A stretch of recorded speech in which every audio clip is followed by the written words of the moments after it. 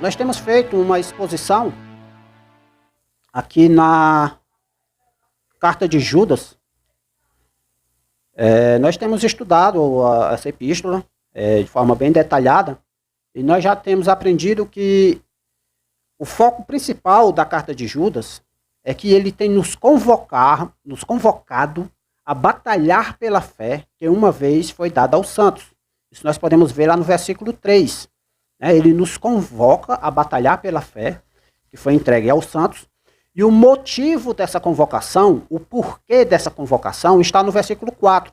Porque se introduziram furtivamente alguns, os quais já antes estavam escritos para este mesmo juízo, homens ímpios que convertem em dissolução a graça de Deus e negam a Deus, o único dominador e Senhor nosso, Jesus Cristo.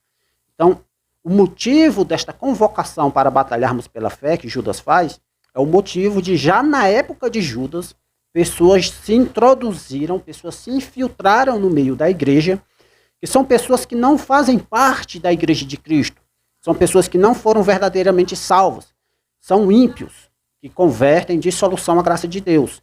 E nós vemos, a partir do versículo 5, 6 e o 7, que Judas ele apresentou 3 exemplos de grupos de pessoas, ou grupos de seres, porque aqui tem incluso também os anjos, de seres que foram destinados à condenação por causa de sua desobediência, por causa de sua incredulidade. Nós podemos ver o primeiro exemplo no versículo 5, que foi o povo de Israel, que foi liberto da terra do Egito, mas aí acabaram caindo na incredulidade e foram destruídos no deserto, ficando apenas vivo Josué e Caleb. E dando continuidade aos exemplos, ele fala no versículo 6 de anjos que não guardaram a sua própria habitação, e no versículo 7 ele fala da cidade de Sodoma e Gomorra. E novamente no versículo 8, ele volta a tratar de características destes homens ímpios que estão infiltrados no meio da igreja. E ele vai trazer aqui algumas características da que se destaca aqui a questão deles rejeitarem as autoridades, rejeitarem a dominação, E nós vimos também aqui o exemplo do versículo 9 e o versículo 10, que estes homens, eles acabam sendo tão arrogantes que eles não conseguem nem entender a hierarquia em que está os anjos, Os anjos que foram criados um pouco acima dos homens, E estes homens, eles tratam esses anjos como se fossem seres qualqueres, E a gente aprendeu aqui no domingo passado que com anjos não se brinca, A nossa função como cristãos não é estar aí fazendo entrevista com demônios e coisas desse tipo, certo? A nossa função é pregar o evangelho e os demônios são inimigos do evangelho e a gente combate eles com base na palavra de Deus e pelo poder que o Espírito Santo tem nos dado, Não é algo de brincadeira, algo de se fazer chacota. E hoje a gente tem chegado aqui, no domingo passado a gente viu também mais 3 exemplos que ele cita. Judas ele cita o exemplo de Caim, o exemplo de Balaão e o exemplo de Coré, que foram 3 personagens bíblicos do Antigo Testamento, que também foram condenados por Deus por causa de suas impiedades. E a gente chega finalmente aqui no versículo 12, que é o versículo que a gente vai começar a tratar aqui esta noite, tá? Então, fazendo aqui esse resumão aqui, que é para os irmãos estar na mente o que é que a carta de Judas trata. E ele começa dizendo o seguinte no versículo 12. Estes quem? Os homens ímpios que se introduziram na igreja. Os homens ímpios que se introduziram no meio do povo de Deus. Estes são.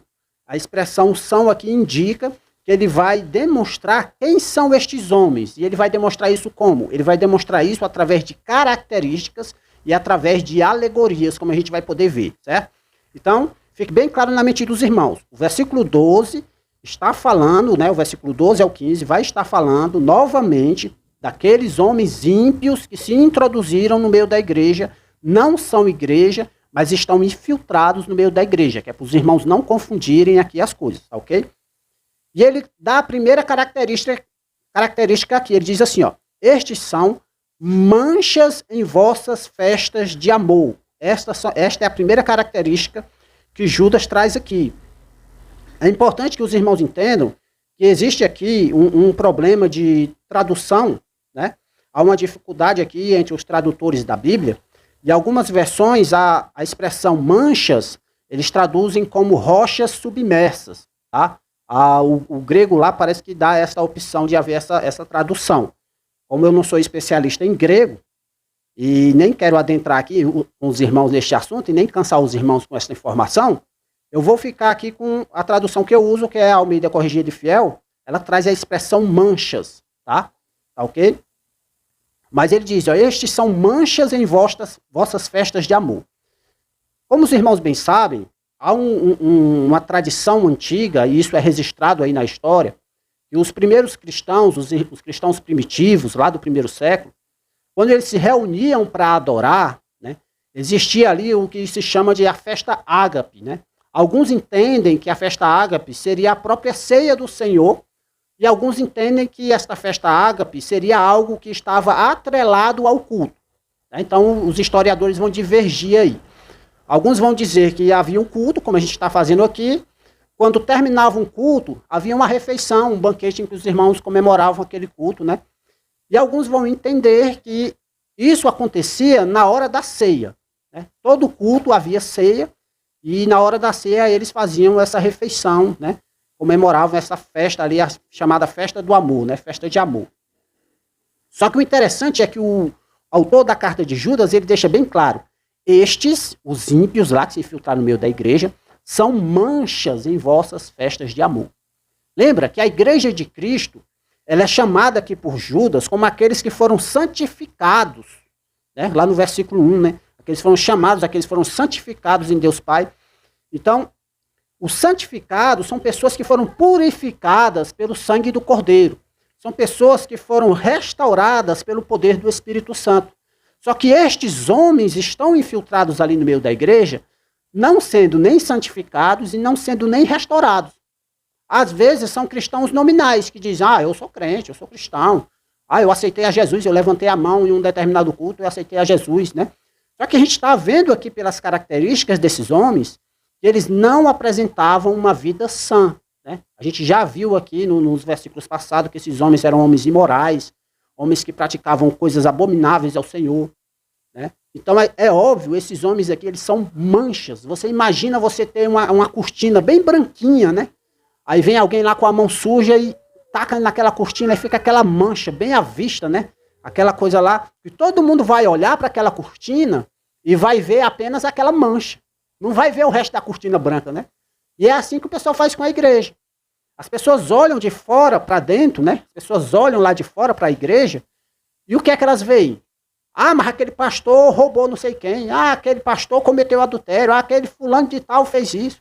O irmão daquela igreja ali faz isso, faz aquilo outro. Só vê as coisas ruins, né? Mas não vê o restante daquela cortina toda branca. Só vê aquela mancha. Então estes homens aqui são a causa dessa mancha no meio da igreja. Porque eles não são igreja, eles estão infiltrados, né? O remédio para isso aqui é o que a gente chama da disciplina eclesiástica, né? O apóstolo Paulo vai tratar sobre isso lá em sua carta aos Coríntios. Jesus vai falar sobre isso lá em Mateus capítulo 18. Só que o assunto aqui não é esse. Dando continuidade aqui ao texto, ele diz assim, ó, que eles são manchas em vossas festas de amor, banqueteando-se convosco. Ou seja, eles participam ali da festa, eles se alimentam ali, eles participam muitas vezes da mesa ali. É como se eles se aproveitassem dos benefícios que a igreja ela dá para as pessoas. Eles estão ali, participam das festas, se alegram com os irmãos, às vezes cantam nos grupos de louvores com os irmãos, às vezes fazem parte da liderança da igreja, eles fazem parte dos benefícios. Mas quando é na hora dos deveres, do que a Bíblia nos ordena a fazer, eles pulam fora, né? Então, são pessoas assim, que participam das coisas da igreja. E o interessante é que diz assim, ó, e apacentando-se a si mesmos sem temor. São pessoas que a gente já viu aqui no versículo 8, que eles rejeitam as dominações, eles rejeitam as autoridades.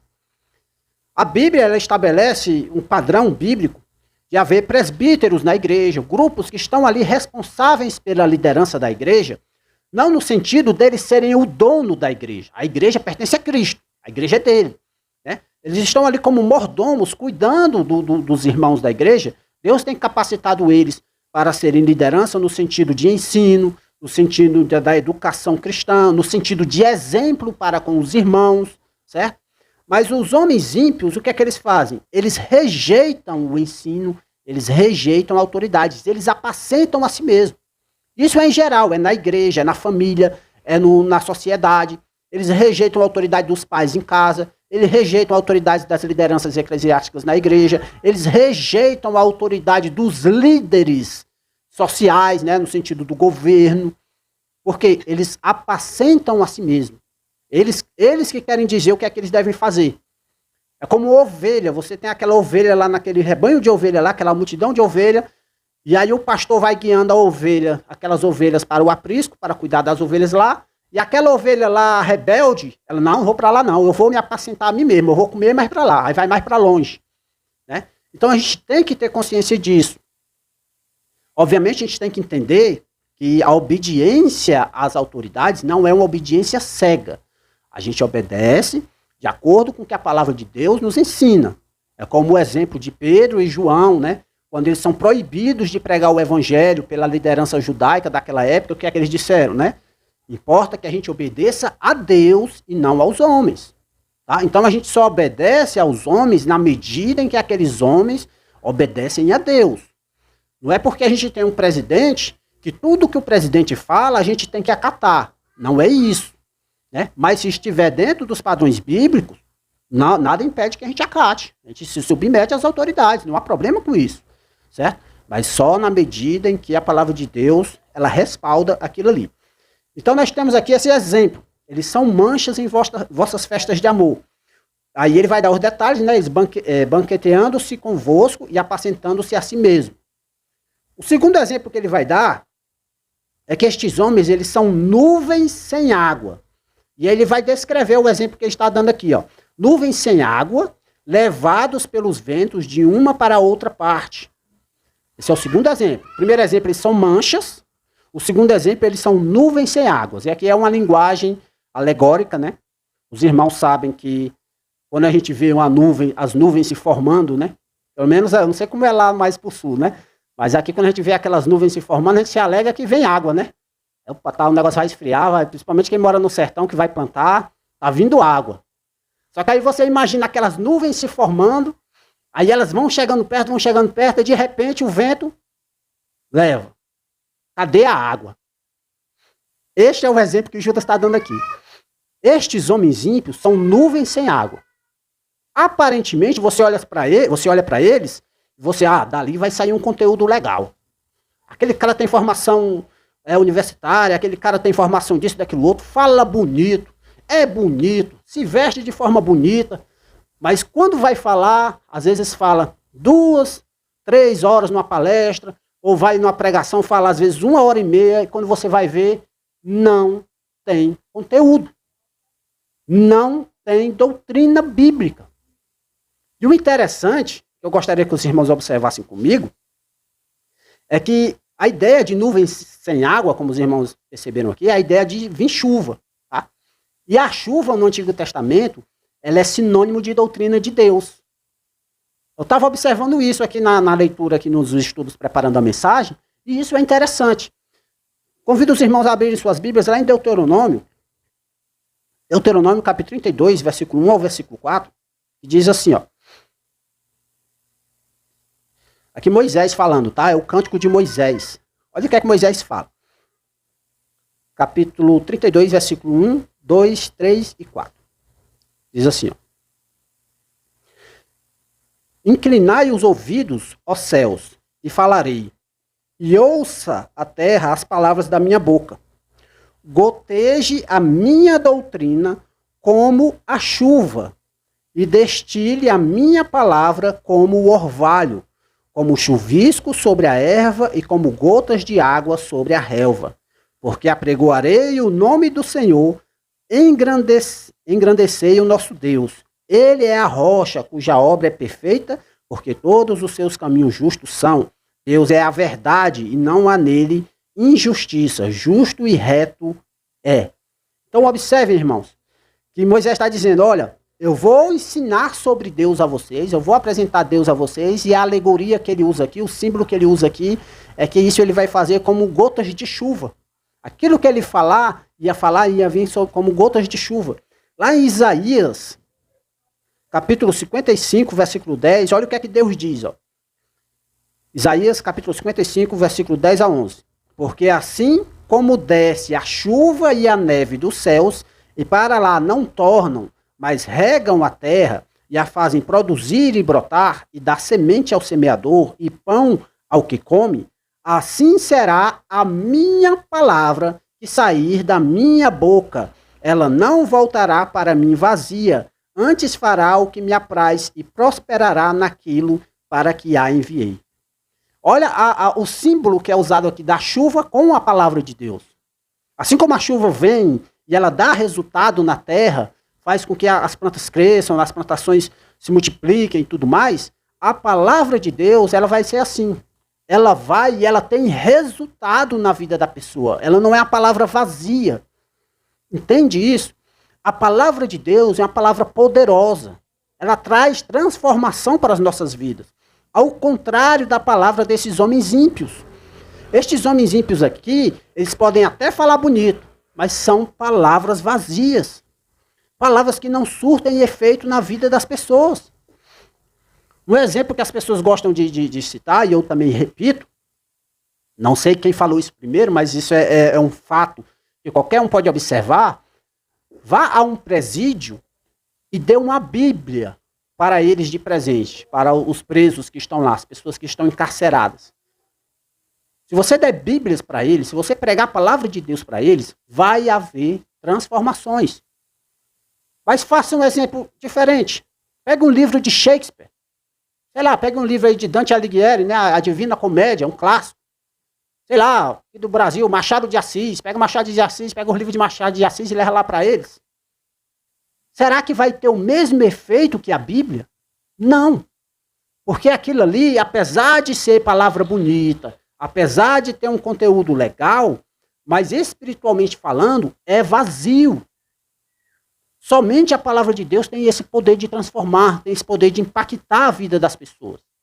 Eu não estou descartando aqui você poder ler outros tipos de literatura, não é isso que eu estou falando. Eu estou só citando o exemplo aqui desses homens ímpios. Porque esses homens ímpios, muitas vezes, são pregadores. E você espera que saia da boca deles doutrinas que vêm da parte de Deus.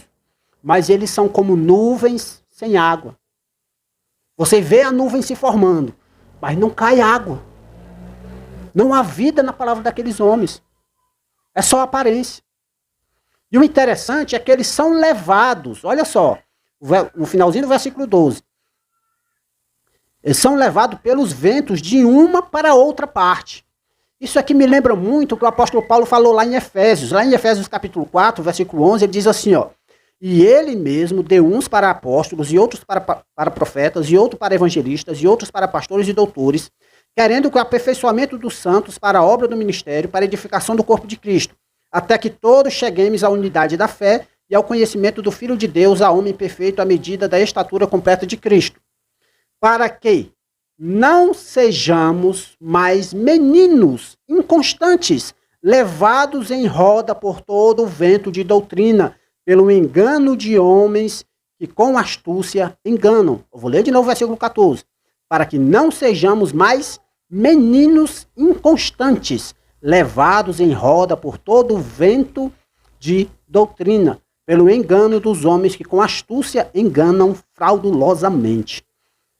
Me lembra que Paulo ele cita as pessoas, os dons que Deus deu às pessoas para a edificação da igreja. Ele vai citar apóstolos, profetas, evangelistas, pastores, tudo aquilo ali para a edificação da igreja. Ok? Só que aqui ele diz, para que isso? Para que é que Deus capacita as pessoas na igreja? Para que é que Deus dá dons às pessoas na igreja? Um dos motivos é para que não sejamos mais meninos. Que a gente amadureça na fé. Que a gente se firme na fé. E olha o que é que ele diz aqui, ó. Levados em roda por todo vento de doutrina. Vento de doutrina. Aqueles homens lá são levados pelo vento de uma para outra parte. Olha, hoje eu creio assim. Aí amanhã eu já creio assado. Aí amanhã eu já creio mais diferente ainda. Aí amanhã eu já creio mais diferente ainda. Gente, a palavra de Deus, ela está aqui. Ela tem fundamentos. Tem doutrinas que são fundamentais para a fé cristã. Por exemplo, Deus. Nós cremos na chamada doutrina da Trindade. Mas por quê? Porque essa palavra Trindade não está na Bíblia, meu irmão. Sim, não está na Bíblia, mas os fundamentos dessa doutrina estão lá. O Pai é Deus, o Filho é Deus, o Espírito Santo é Deus, está lá. É fundamento. Ah, mas é porque eu conversei com o Testemunho de Jeová e eu vi que não é bem assim. Aí já vai para o lado do Testemunho de Jeová. Aí quando chega lá no Testemunho de Jeová, conversa com o mormon. Aí o mormon já convence ele de outras coisas. Ele já vai para o caminho dos mormons. Gente, a gente não pode ser menino, não. A gente tem que amadurecer na fé. Estar firme nos fundamentos da fé. Fundamentos que mostram que Cristo, ele é Deus. Que Cristo, ele é homem.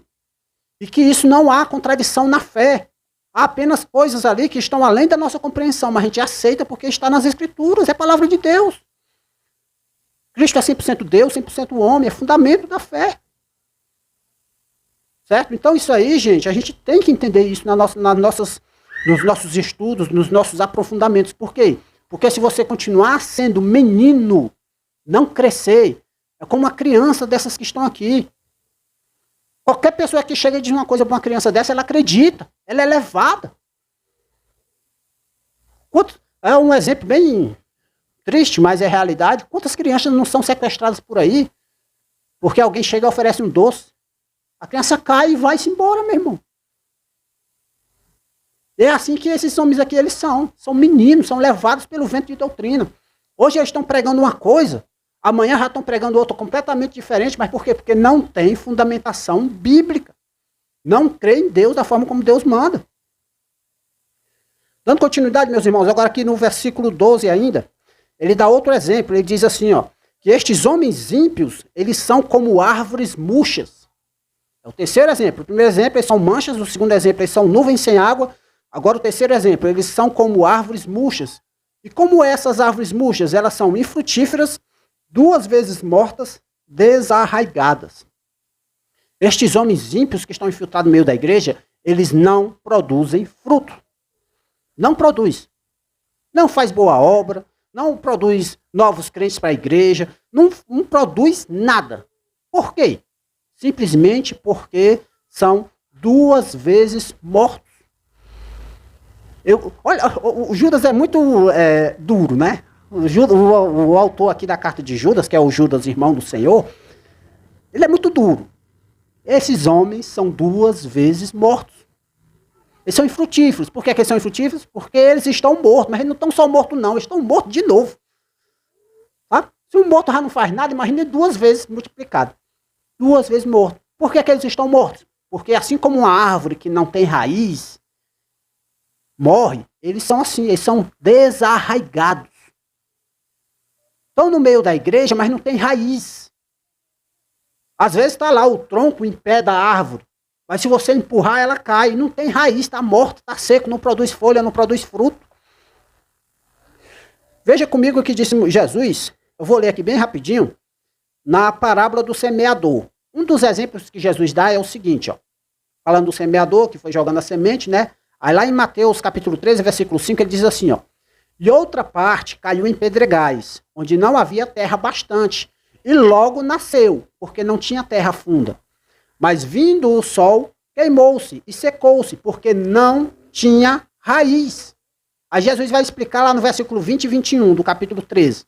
Ele diz assim, ó, o que foi semeado em pedregais é o que ouve a palavra e logo a recebe com alegria, mas não tem raiz em si mesmo, antes é de pouca duração, e chegada a angústia e a perseguição por causa da palavra, logo se ofende. São assim esses homens ímpios. Receberam a palavra, se alegraram, estão no meio da igreja, mas não tem raiz. Aí de repente, acabou-se. Não tem mais a doutrina, não tem mais fundamento, não tem nada, porque não tem raiz, é só aparência. Irmão, a gente vive numa sociedade hoje em que é muito fácil você abrir a boca e dizer que é cristão. É muito fácil. Esse tipo de roupa aqui, ó, você compra em qualquer canto. É roupa do crente, né? Se botar uma Bíblia grande debaixo do braço, aí pronto. Esse aí é que é crente mesmo. Né? Só que não é essas características que a Bíblia traz para um cristão. Não é essa. O cristão, ele tem a sua vida transformada pelo poder do Evangelho. Ele era uma coisa e agora ele é outra. Ele era servo de Satanás, agora ele é servo de Cristo. Ele era servo das suas concupiscências carnais, dos seus pecados, mas agora ele vive na luz, ele vive com Cristo. E você só consegue identificar isso vivendo com essas pessoas. Vocês sabem qual é o motivo de muitas vezes a gente não identificar esses homens ímpios no meio da igreja? Um dos principais motivos é que a gente não convive com eles. A gente só vê eles dia de domingo na igreja. A gente, graças a Deus, a gente tem um grupo pequeno aqui e que aqui a gente se conhece, né? Mas eu imagino a igreja grande, com 100 membros, 150 membros, em que não há o incentivo para que haja convivência com a pessoa. Aí a pessoa diz que aceitou a Cristo. Ok, amém. Aí é batizada na igreja. Amém. Aí você já diz para todo mundo que ele é cristão, né? Beleza, tudo bem. Algumas igrejas fazem assim. Aceitou a Cristo? Vamos fazer um discipulado. Começa a ensinar a palavra de Deus, começa, né? Aí o cara concorda com tudo aquilo, aí é batizado. Ok. Mas o convívio com aquela pessoa ali, o convívio. Quando você olha lá para Atos dos Apóstolos, com o surgimento da igreja cristã, você vê que aqueles irmãos ali, eles viviam um com os outros de tal forma que uma coisa que um tinha pertencia ao outro. Estavam juntos como família. Se a gente não convive, meu irmão, a gente não conhece. Falar que é cristão é fácil. Viver como cristão é difícil. É uma cruz que você carrega. Você está morrendo para o mundo, meu irmão. Irmão, quem convive comigo sabe dos meus deslizes, das minhas falhas, dos meus pecados. E isso eu falo para os irmãos aqui. Né? Você quer saber da minha vida, dos meus pecados? Pergunta para essa daqui, que é minha esposa. Ela sabe. Quer saber como é que eu trabalho? Pergunta para as pessoas que trabalham comigo. Eu não sou perfeito. Agora, é muito fácil eu ou qualquer pessoa chegar diante de um público com 1.000 pessoas, 2.000 pessoas e dar uma de santão. Muita gente ali vai acreditar. Não convive comigo. Irmão, eu sou um pecador. A Bíblia diz que aquele que diz que não peca é mentiroso. Todos nós aqui somos pecadores, somos falhos. Agora, a partir do momento em que minha esposa, aqui minha sogra que convive comigo, as pessoas que convivem no meu dia a dia, chegarem para mim e dizer, meu amigo, rapaz, tua vida não é vida de crente não, viu? Aí eu tenho que me preocupar. Porque são as pessoas que vivem comigo. Do mesmo jeito esses homens ímpios, meus irmãos. Conviva com os membros da sua igreja. Marque uma visita, vá na casa do seu irmão. Mas não é só para estar vasculhando e procurando um erro na vida do irmão, não. Não é isso que eu estou falando, não. O que eu estou falando é que se você viver uma vida de igreja, como a Bíblia ensina, esses homens ímpios aqui, logo, logo eles vão ser detectados e logo, logo vão ser isolados. Vão entrar em disciplina. É óbvio. Certo? Mas voltando aqui ao assunto, são homens desarraigados, pessoas que não têm raiz, não têm sustentabilidade, não têm ali o Espírito Santo que o liga a Deus, né? Que o liga à igreja de Cristo. Versículo 13. Quarto exemplo aqui que Judas traz. Ondas impetuosas do mar, que espumam as suas mesmas abominações. Estes homens são ondas impetuosas do mar. E isso aqui me lembra uma passagem que está lá em Isaías, capítulo 57, versículo 20, que diz assim, ó. Mas os ímpios são como o mar bravo, porque não se pode aquietar. E as suas águas lançam de si lama e lodo. Não há paz para os ímpios, diz o meu Deus. Está escrito lá em Isaías.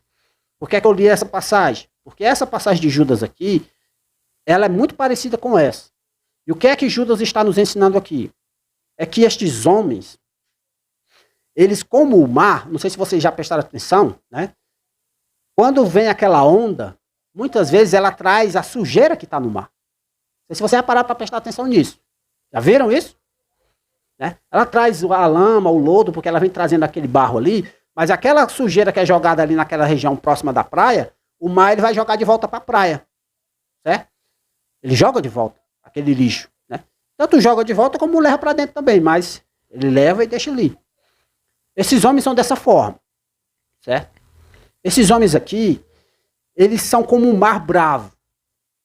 E a água vem e dá aquela destruição naquela região ali, e deixa só o entulho ali. Né? Quem já viu aquelas tsunamis, aquelas coisas, né? São como aquele mar bravo ali. Você espera, olhando para eles, você espera que caia a chuva, que caia a doutrina, mas não vem.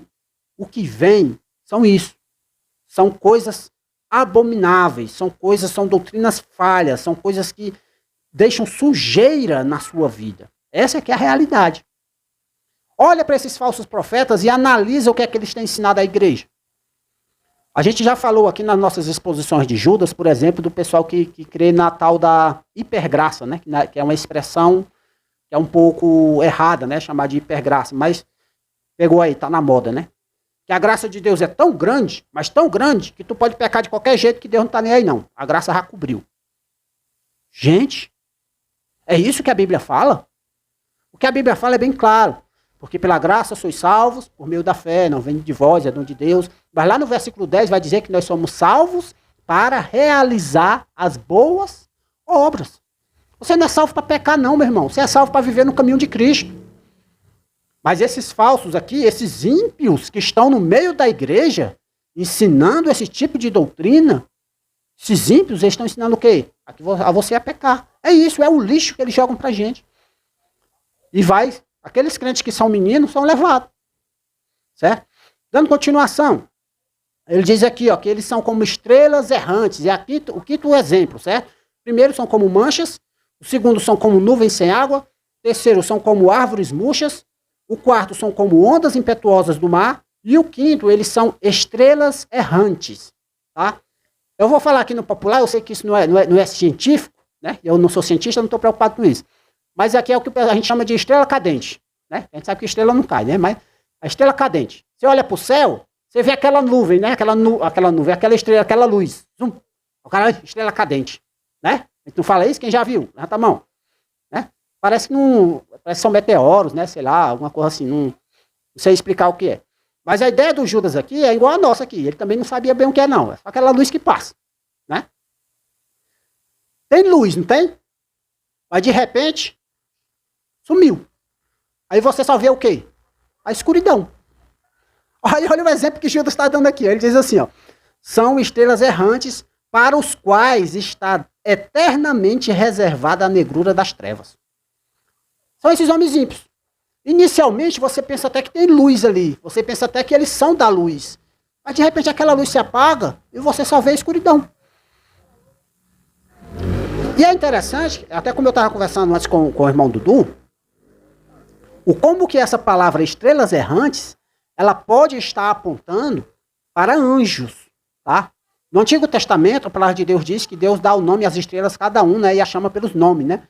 E lá em Apocalipse vai dizer que Satanás com a sua cauda, né? O dragão com a sua cauda arrastou a terça parte das estrelas, né? Terça parte dos anjos.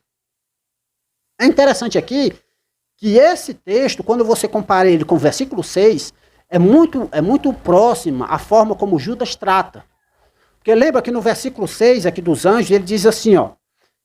E aos anjos, que não em Judas mesmo, vocês podem acompanhar. E aos anjos que não guardaram o seu principado, mas deixaram a sua própria habitação, reservou na escuridão e em prisões eternas até o juízo daquele grande dia. E lá no versículo 13, no final do versículo, diz que para os quais está eternamente reservada a negrura das trevas. Então, pode ser feita uma comparação aí com a questão da condenação dos anjos. Mas sendo uma alegoria aos anjos ou não, o fato que Judas está trazendo aqui é isso. Estes homens ímpios, eles brilham de repente, mas se apagam.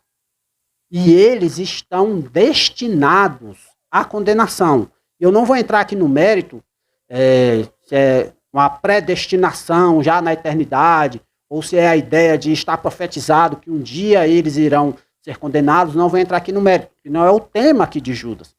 Mas o fato é que estes homens serão condenados. Como é que eu sei disso? Como é que essa negrura das trevas aqui está relacionada ao versículo 6? Como é que eu sei disso? É só ler a continuação do texto, o versículo 14 e o 15. Ele vai dizer, ó, e destes profetizou também Enoque, o sétimo depois de Adão, dizendo, eis que é vindo o Senhor com milhares de seus santos, para fazer juízo contra todos e condenar dentre ele todos os ímpios, por todas as suas obras de impiedade que impiamente cometeram, e por todas as duras palavras que ímpios pecadores disseram contra ele. Olha que, assim que ele acaba o versículo 13, ele já joga essa. Sobre estes está profetizado desde antes do dilúvio. Enoque, o sétimo depois de Adão, já falou, né? Eu não vou aqui trazer aqui um estudo da onde foi que Judas tirou isso daqui, né? Depois a gente pode conversar sobre isso, né? Mas vamos focar aqui.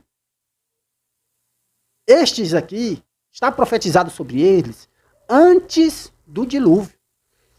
Que quando Cristo viesse para julgar, quando Cristo vier com os seus santos para julgar, estes homens serão condenados pelas suas impiedades. Condenação. É algo que não se prega mais nas igrejas por aí, infelizmente. Condenação. A Bíblia fala de pecado e a Bíblia fala de condenação. Irmãos, se você quer evangelizar alguém, entenda isso. Antes que você passe o remédio para a pessoa, você primeiro precisa mostrar para a pessoa que ela está doente. Porque senão ela não vai tomar aquele remédio. Então, antes de você apresentar a doutrina da salvação, mostrando o amor de Deus, a graça de Deus, o sacrifício de Cristo, você tem que mostrar para aquela pessoa que ela precisa daquele remédio. Você precisa mostrar para ela que ela é pecadora e que ela está destinada à condenação se ela não se arrepender e crer em Cristo. Isso é ensinado nas Escrituras. E aqui é um foco disso. Homens ímpios que serão condenados. Ok? Então, irmãos, só para fechar aqui a mensagem de hoje, eu gostaria que vocês tivessem pelo menos 3 coisas em mente, certo? A primeira é uma coisa que a gente já vem vendo desde o início que a gente começou a nossa exposição de Judas. Hoje eu acho que já é a 11ª mensagem só em Judas, né? Rapaz, eu vamos só pregar em Judas. Mas, vamos terminar, né? Vamos parar por aqui não. Olha, desde o início a gente tem visto que há infiltrados no meio da igreja. Há intrusos no meio da igreja. A gente tem que reconhecer isso. Há joio no meio do trigo. A gente tem que saber disso. Porque, irmão, se você não sabe disso, isso é para sua vida pessoal. Aplicação para você. Você vai se decepcionar com pessoas na igreja e muitas vezes você vai trazer a culpa daquilo ali, não ao seu relacionamento com aquela pessoa, mas você vai jogar aquela culpa para Deus. Um exemplo. Um irmão vai para a igreja, tem um pastor, o cara admira o pastor, aprende muita coisa com o pastor e tal, só que às vezes aquele pastor não é um crente de verdade. Ele é uma estrela errante. O cara tá vendo o brilho, mas de repente o cara vai ver as trevas. Ele vai ver que aquele pastor não é quem ele pensava que ele era. Aí ele se desaponta com a igreja. Aí o que é que ele faz? Sai da igreja. E quando sai da igreja, começa a falar mal da igreja. Ali é um bando de gente que faz isso, faz aquilo outro, né? Gente sem vergonha, que não sei o que, tá ali por causa do meu dinheiro. Quantos dias eu radei naquela igreja e que não sei o que, e começa a falar, né? Gente, pare um pouco para pensar. Nós estamos aqui reunidos para adorar a Deus. E Deus, ele é perfeito. O seu relacionamento principal, antes de ter um relacionamento aqui um com os outros, é um relacionamento com Deus. E esse relacionamento, ele é perfeito por meio de Cristo. Ponto final. Se você tem uma desavença com algum irmão, é possível que ele seja um descrente no meio da igreja. Certo? Se esse for o caso, não é motivo de você sair da igreja. Porque ele não vai sair não, viu? Sai não. O descrente que está lá no meio da igreja, ele não sai da igreja não. Porque para ele é bom demais se fingir de crente. Ele não tem responsabilidade nenhuma. Ele está lá para dar uma de crente. Mas você que quer ser crente de verdade, que quer seguir do jeito que Deus ensina, que quer viver uma vida santa, lembre-se, você presta conta é a Deus. Não é ao irmão, não é ao pastor, é a Deus. Então você não precisa sair da igreja para corrigir aquele problema. Primeiro entrega diante de Deus. E depois tenta resolver pelos meios humanos ali que Deus tem colocado o problema que você tem lá com o irmão. Certo? A diferença é quando os irmãos lhe expulsam, né? Aí quando os irmãos lhe expulsam, aí você não pode fazer nada. Vai dar uma de Lutero depois, né? Beleza? Mas estão entendendo, né, o que eu estou dizendo? Primeiro, reconheça isso. Há intrusos no meio da igreja. Se o crente, meu irmão, olhe para você mesmo, se o crente já não é perfeito, imagine o cara que está infiltrado no meio da igreja, que não tem o Espírito Santo, que não crê de verdade, só abre a boca para dizer que crê. Esse aqui vai ser imperfeito mesmo. Então não baseie, não julgue a igreja por essas pessoas. Não julgue aquela cortina branca por aquela mancha preta. Olha para a cortina de uma forma geral, tá ok?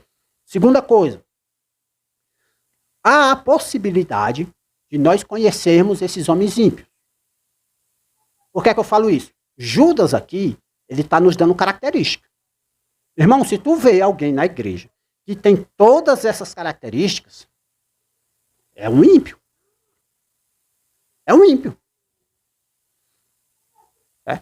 Se tu vê um animalzinho rosa passando ali na rua, animalzinho bem gordinho, bem fortinho, o rabinho assim enroladinho, né? As orelhazinhas coisadinhas, o focinho parece uma tomada se você ligar a tomada, aí tu vai olhar e tu vai dizer assim, é um cachorro. É um porco, meu irmão. É claro, tem todas as características de um porco. Não é não? Do mesmo jeito, se tu olha para a pessoa e a pessoa apresenta todas as características de um homem ímpio, o que você tem que fazer com aquela pessoa, meu irmão, é pregar o evangelho para ela. Ela não é convertida, não. Você está entendendo? Não deixa as atitudes pecaminosas dela lhe afetar como crente, não. É uma coisa que eu falo para todos os irmãos que estão aqui, com certeza vocês já ouviram isso, eu falando. Quando você vem para cá, você não vem só receber, você vem dar também. Eu não estou falando de dinheiro, não, tá? Até que aqui a gente, no momento, nem tem momento de oferta e de dízimo, né? Então, os irmãos estão entendendo o que eu estou falando. Você vem oferecer também. Você vem servir a Deus também. Porque se você vai só na mentalidade, eu vou para a igreja, porque hoje vai ser bênção o culto, eu vou lá me sentar, aí assiste ao culto como se o culto fosse um show. Não, meu irmão. Você faz parte daquela igreja. Então faça algo. Você está ali para cultuar junto com os irmãos. Porque se você vai na mentalidade só de receber, o que é que vai acontecer? Você vai receber, às vezes, algo negativo de um infiltrado, e aí você vai ficar quieto, parado. Não, você pode ser influência na vida daquele. Aquele que tem trazido mancha para dentro da igreja, você pode ser alguém que está limpando aquela mancha. E como é que você vai limpar aquela mancha? Pregando o evangelho para aquela pessoa, indo na casa daquela pessoa, mostrando Cristo para aquela pessoa. E aí, se for da vontade de Deus, o Espírito Santo vai agir na vida daquela pessoa e ela vai ser transformada e você vai ter um novo irmão na igreja. É assim que funciona. Você serve a Deus também. Não espere pelo pastor fazer isso, não. Às vezes o pastor está aí com 100 ovelhas para cuidar. Tu acha que ele tem tempo de ver algo que foi você quem viu? Se foi você quem viu, é responsabilidade sua ir lá e ajudar. Amém? E dando continuidade, só para finalizar, tenha uma coisa em mente. As impiedades, os pecados, estes homens ímpios, se não se arrependerem e crerem no Senhor, tenham uma coisa em mente. Eles serão condenados. E o que é que isso tem a ver comigo e com você? Quem vai julgar é Cristo. E o julgamento de Cristo é perfeito. Então tem coisas que serão julgadas por Cristo quando Cristo vier. Não traga responsabilidades para você que não é sua. Um exemplo. É responsabilidade sua pregar o evangelho. Amém. Mas não é responsabilidade sua converter as almas. É responsabilidade do Espírito Santo. É responsabilidade sua detectar o erro, detectar homens ímpios na igreja. É responsabilidade sua. Mas não é responsabilidade sua julgá-lo. Porque senão você vai fazer igual o pessoal na época da Inquisição. Uma heresia, pendura o cara no poste e queima. Não, meu irmão. Não é responsabilidade sua fazer isso, é a de Cristo. A sua é identificá-lo. E pregar o evangelho para ele. Amém? Então tenham isso em mente. Mas só para finalizar e ficar bem na mente de vocês, eu vou ler aqui o que está lá em 2 Tessalonicenses, capítulo 1, versículo 7 ao 10. Que fala sobre a condenação que haverá quando Jesus vier. E sobre isso que a gente tem falado. Diz assim, 2 Tessalonicenses, capítulo 1, versículo 7 ao 10. Diz assim: E a vós, que sois atribulados, descanso conosco. quando se manifestar o Senhor Jesus, desde o céu, com os anjos do seu poder, com labareda de fogo, tomando vingança dos que não conhecem a Deus e dos que não obedecem ao Evangelho de nosso Senhor Jesus Cristo, os quais, por castigo, padecerão eterna perdição, longe da face do Senhor e da glória do seu poder. Quando vier para ser glorificado nos seus santos e para se fazer admirável naquele dia em todos os que creem, porquanto o nosso testemunho foi crido entre vós. Então aqui nós temos dois tipos de pessoa, os que serão condenados e os que são salvos e aqueles que creem.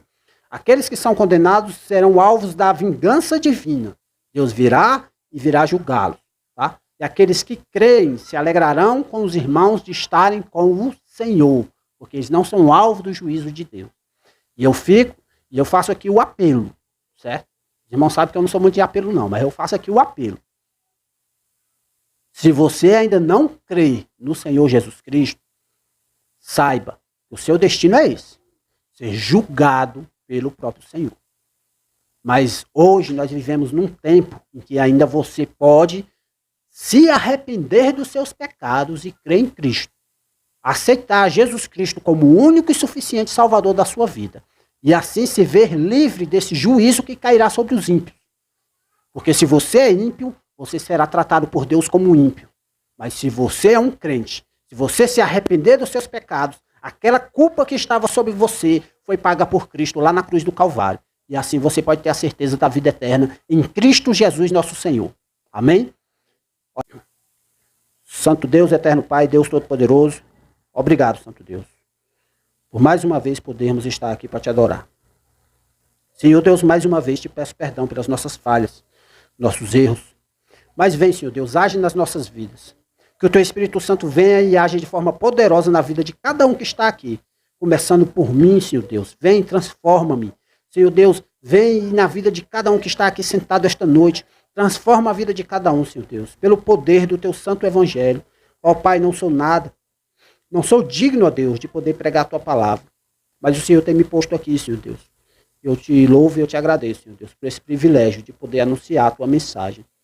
Mas, ó Deus, essa Tua palavra que foi pregada aqui, Senhor Deus, que ela não seja uma palavra vazia, que seja uma palavra poderosa, Senhor Deus, que possa entrar no coração de cada um, e que cada um que está aqui possa refletir sobre cada palavra que foi dita, Santo Deus. Ó Deus, vem e abençoa, Pai. Abençoa cada um que está aqui, Senhor Deus. Aqueles que vão trabalhar essa semana. Abençoa no trabalho, Senhor Deus. Abençoa na administração do seu lar. Abençoa, Santo Deus, as crianças, ó Pai. Ajuda, Senhor Deus, a sermos exemplo para essas crianças, Senhor Deus, para que elas possam olhar para nós e ver a luz do Senhor brilhar em nós. Ó Santo Deus, não solta, Senhor Deus, das Tuas mãos nenhuma dessas crianças, Pai. Guarda cada uma, Senhor Deus. Ó Santo Deus, abençoa os de mais idade. Santo Deus, a cada dia que se passa, Senhor Deus, o dia está chegando, mas o Senhor, ó Deus, vem e pode, Senhor Deus, salvar a cada um que está aqui. Não deixa nenhum dos que estão aqui se perder, Pai.